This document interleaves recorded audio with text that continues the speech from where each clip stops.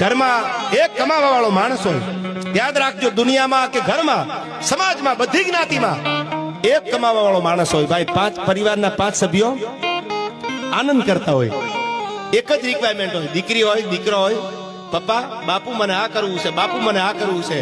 સાહેબ, માણસ મજૂરી કરતો હોય, કોઈ જ્ઞાતિની વાત કરું છું, સાંભળજો, 18 વર્ણમાં એ મજૂરી કરતો હોય, ઉસીના પૈસા લઈ લે, જરૂર પડે તો વ્યાજે લઈ લે, પણ કોઈ બી પોતાના પરિવારને, પોતાના કુટુંબને એમ નથી કીધું કે હવે મારાથી નહીં થાય, તમે કઈક કરો, હવે મારાથી નહીં થાય. જ્યાં સુધી એના પગ પુગાય ત્યાં સુધી બાપ એવો છે સાહેબ કે પોતાની દીકરી માટે, પોતાના ભાઈ માટે, પોતાના પરિવાર માટે કે પોતાના કુટુંબ માટે ખપી જવાની તૈયારી રાખે. એ પાત્ર બાપનું પાત્ર છે. દુનિયામાં જેને બાપ નથી એને ક્યારેક પૂછજો ઉભા રાખીને કે બાપની કિંમત શું હોય.